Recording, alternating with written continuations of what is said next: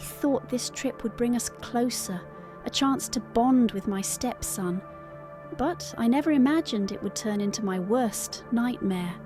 The things he did, the way he looked at me.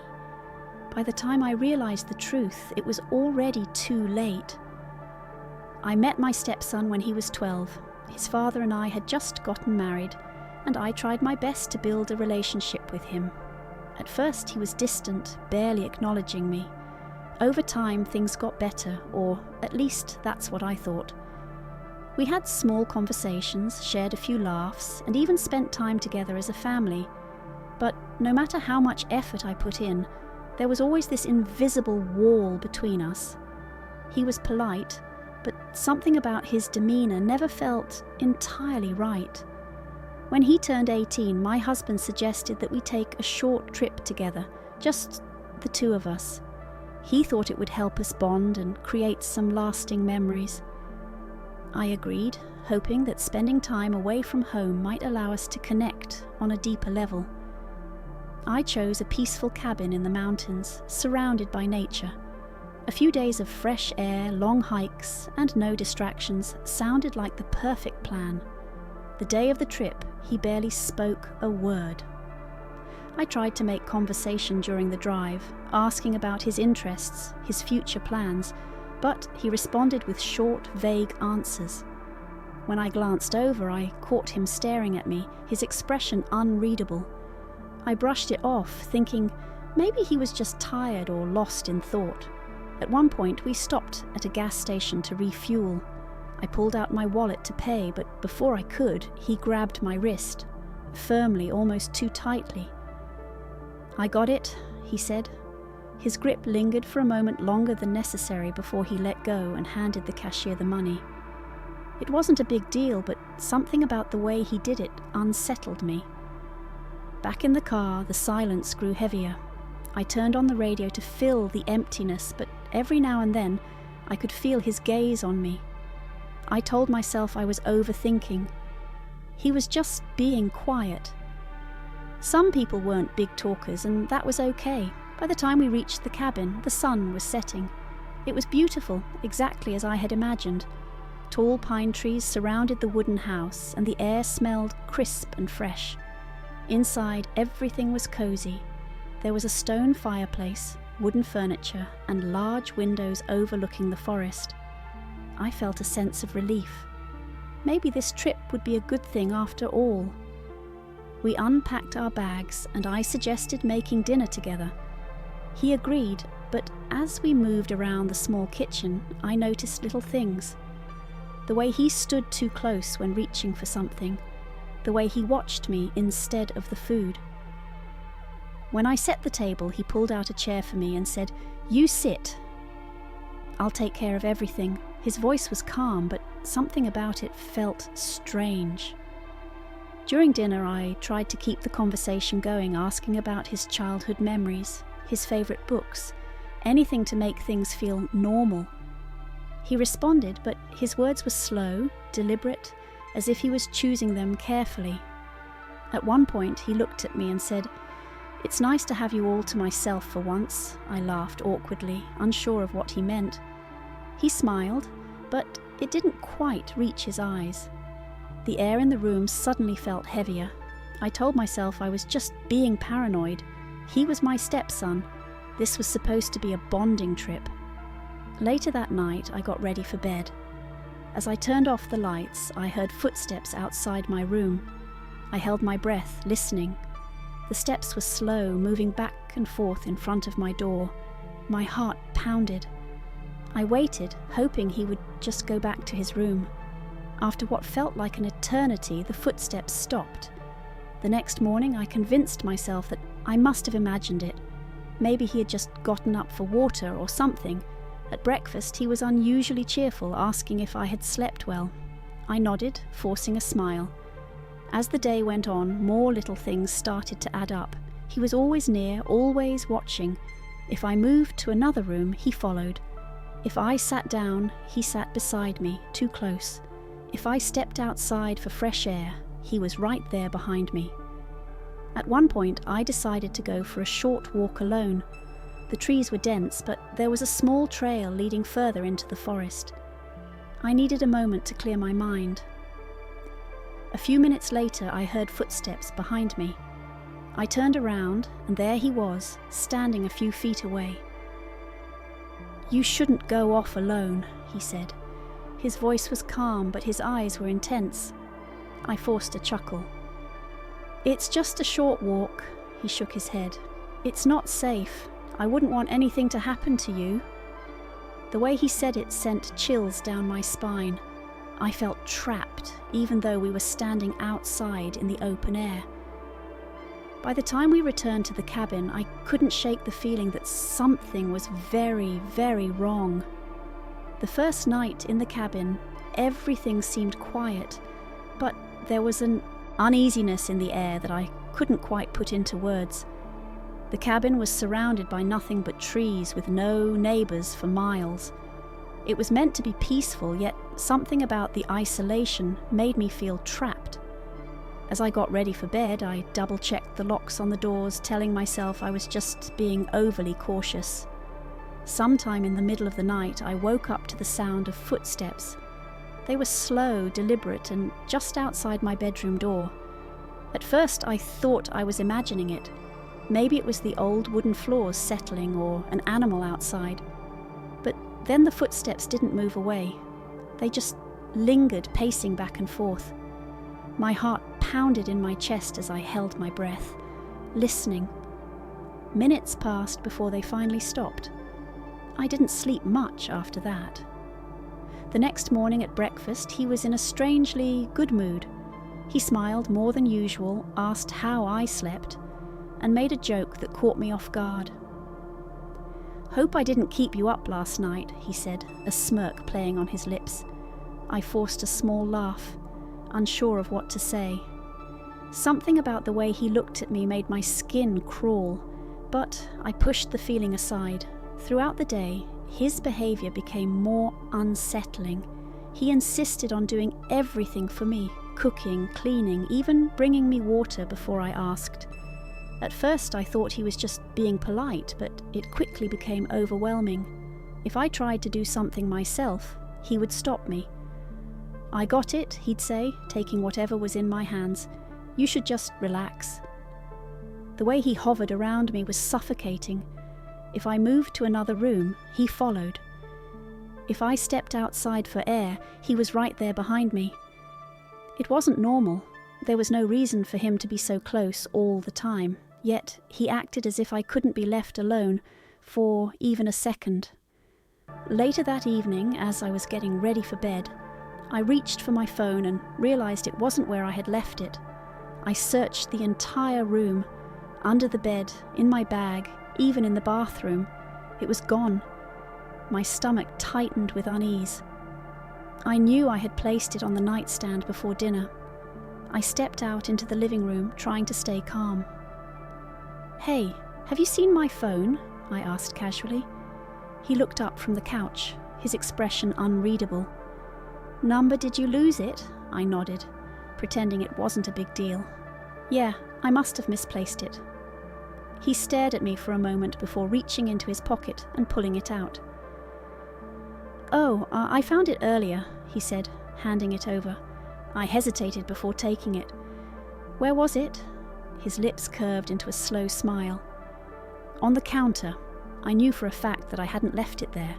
My mind raced with possibilities, but I forced myself to stay calm.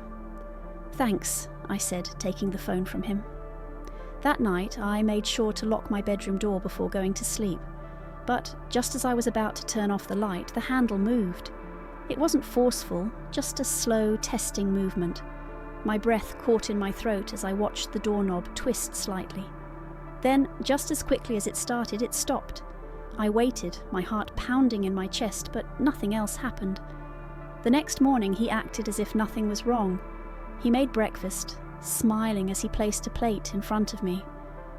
"You should eat," he said. "You look tired." I forced a smile, trying to act normal. I needed to keep things calm, at least until I figured out what to do. As the day went on, more things started to feel wrong.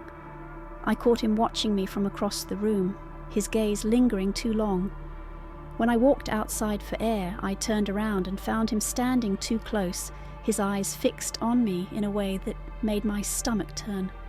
At one point, he poured me a glass of wine and pushed it toward me. "Come on," he said, "just one drink." I shook my head. "I'm fine, thanks." His expression darkened for a split second before he forced a smile. "Just one," he insisted. "I don't like drinking alone." Something about the way he said it sent a chill down my spine. I pushed the glass away. "I really don't feel like drinking tonight."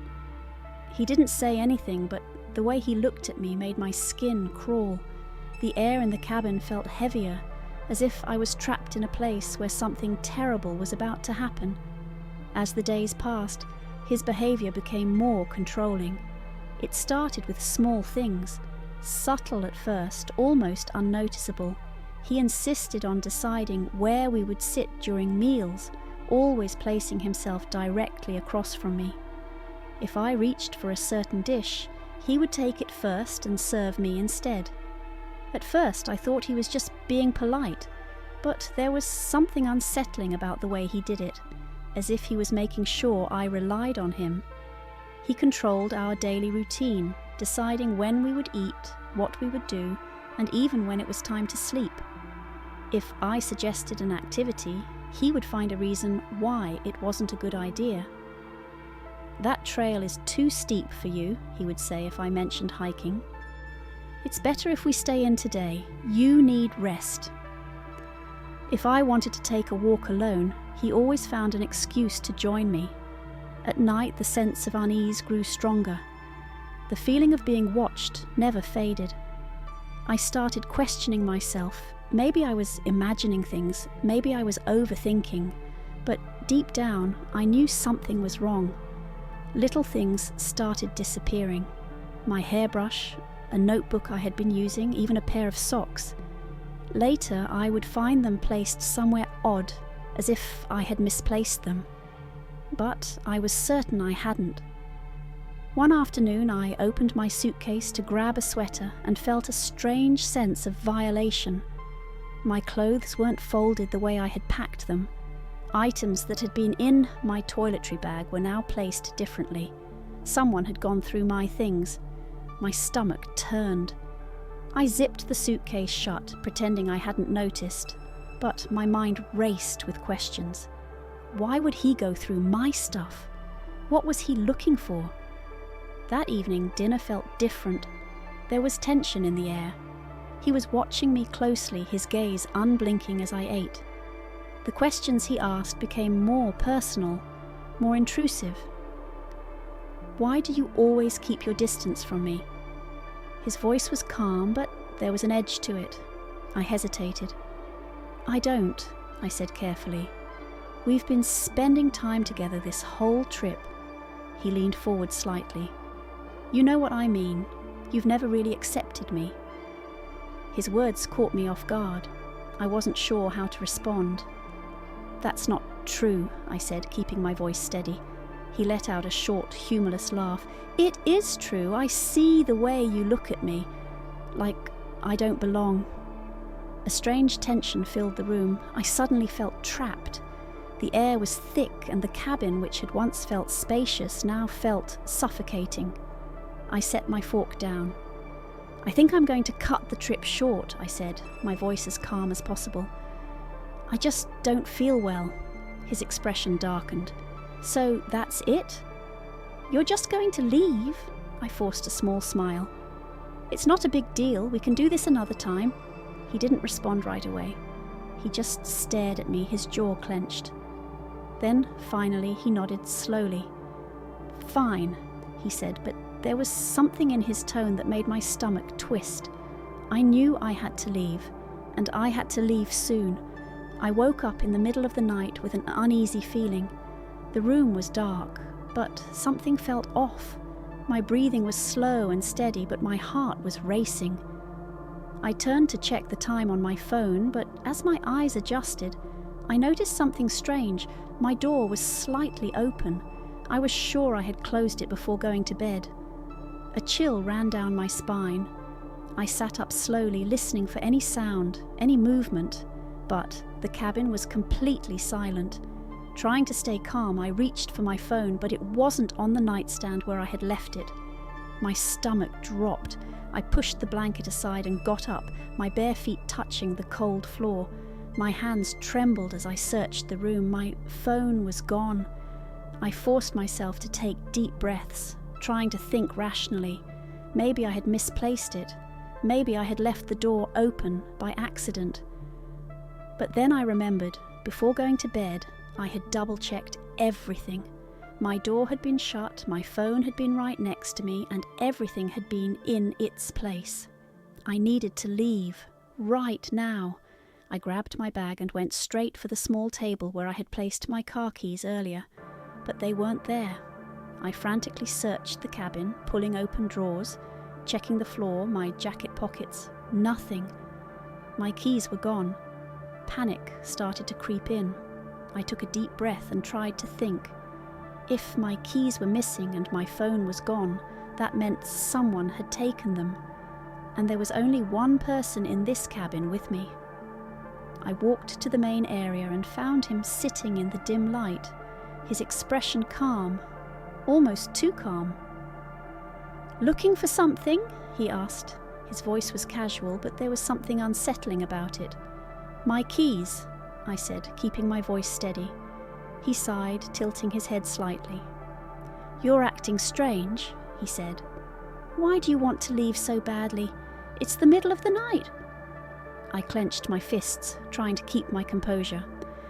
"I just don't feel safe here," he let out a short laugh. "Safe? From what?" He stood up slowly. "You're overreacting." I knew arguing wouldn't help. He was acting like this was all in my head, making me question myself, but I knew what was happening. I needed to stay calm and find another way out. That's when I noticed my bag on the table. Something felt off about it. I reached for it, unzipped it, and inside, among my things, I found a small folded piece of paper. My hands shook as I opened it. The words were scrawled in uneven handwriting, and my blood ran cold as I read them. "You can't leave!" I felt like the walls were closing in. My mind raced. Had he written this? When did he put it in my bag? How long had he been planning this? I swallowed hard and looked up at him. He was watching me, his expression unreadable. I forced a smile. "You're right," I said, my voice softer now. "Maybe I am overreacting." His eyes narrowed slightly. I nodded. "I think I just need some sleep. We can talk in the morning." He studied me for a moment before finally nodding. "Good idea." I turned away, walking slowly back to my room, my hands gripping the strap of my bag so tightly that my fingers ached. As soon as I was inside, I locked the door and leaned against it, trying to steady my breathing. I needed a plan. I didn't know how much time I had, but I knew one thing for certain. I had to get out of here. I started looking for anything I could use. I checked my bag, my pockets, anywhere I might have something useful. That's when I remembered. Earlier that day, I had put a spare car key in the bottom of my backpack, just in case. Carefully, I searched through my bag until my fingers brushed against the cold metal. Relief flooded me. I still had a way out. I had to be smart. I couldn't let him suspect anything. I waited, listening to every sound outside my door. Minutes passed, maybe even an hour, before I finally heard his footsteps retreating. I slowly turned the doorknob, opening the door just enough to peek outside. The cabin was dark, except for the faint glow of a nightlight in the hallway. The front door was only a few steps away. My heart pounded as I moved as quietly as possible, slipping my bag over my shoulder. Every sound felt deafening. The creak of the wooden floor under my feet, my own breathing, it all felt too loud. But I kept moving. I reached the front door, holding my breath as I turned the lock. Slowly I pulled it open, the cool night air hitting my face. I stepped outside, closing the door behind me as quietly as possible. I didn't run, not yet. I walked, keeping my movements steady, making sure I didn't make a sound. My car was only a few feet away, parked under the dim light of the porch. The moment I reached it, I fumbled for my spare key, my hands shaking as I unlocked the door and slid inside. I put the key in the ignition and turned it. The engine roared to life, breaking the silence of the night. I didn't look back. I didn't check to see if he had heard me. I just stepped on the gas and drove. My hands gripped the steering wheel so tightly that my knuckles turned white. I kept checking my mirrors, my heart racing. The road was dark, empty, stretching endlessly in front of me. Every shadow felt like a figure standing by the roadside. I kept driving, refusing to stop. The cabin disappeared into the distance, but the fear didn't fade. Even as the miles passed, I couldn't shake the feeling that he was still watching, still waiting. I didn't stop until I reached the first gas station I could find.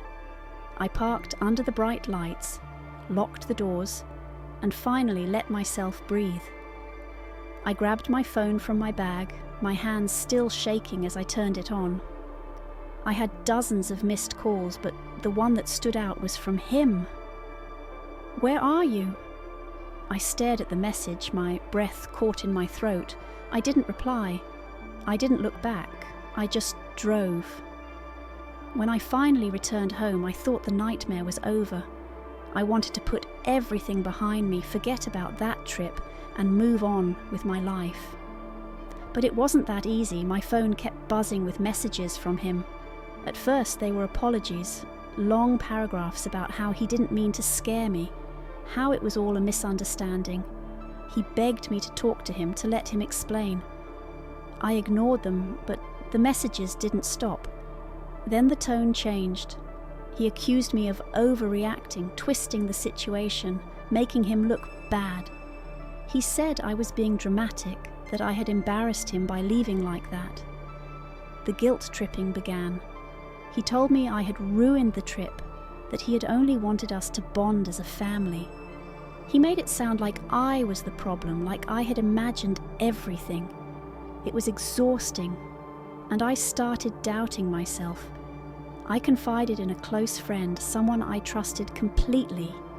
I told her everything, every little detail I had tried to push aside.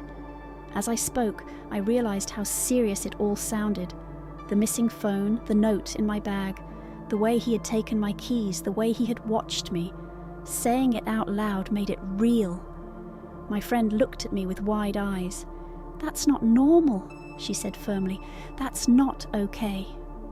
Hearing those words felt like a weight lifting off my chest. I wasn't crazy, I hadn't imagined it. Someone else saw it for what it was. She helped me understand that I had been in real danger. It wasn't just a bad trip, it was something much worse. That's when I started digging into his past. I wasn't looking for anything in particular, just trying to understand, but what I found shook me to my core.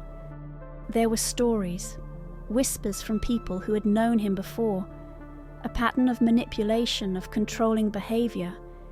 It had happened before, just not to me. I read about past incidents, things I wished I had known earlier. It all made sense now, his calculated actions, the way he had tested my boundaries little by little. He knew exactly what he was doing. I realized I had been lucky to have left when I did. Lucky that I had trusted my instincts. But the thought of what could have happened if I hadn't made it out in time haunted me. After everything, I made a decision. I cut him off completely. No more messages, no more explanations, nothing. I blocked his number, deleted his messages, and made sure he had no way to contact me. I refused to let him have any more control over my life. But even after that, the fear didn't fully go away. For weeks, I found myself checking over my shoulder, making sure I wasn't being followed. Every time my phone rang, my stomach twisted in knots. I was always on edge, waiting for something to happen. Over time, the fear lessened. I reminded myself that I was safe now, that he couldn't reach me. But the lesson stayed with me. Trust your instincts. If something feels wrong, it probably is. If someone crosses a line once, they will do it again. Don't let anyone convince you that your feelings aren't valid.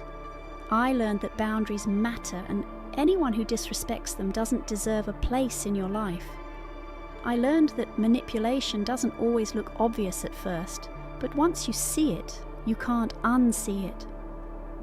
Looking back, I realize I was searching for an explanation, a reason for his behavior.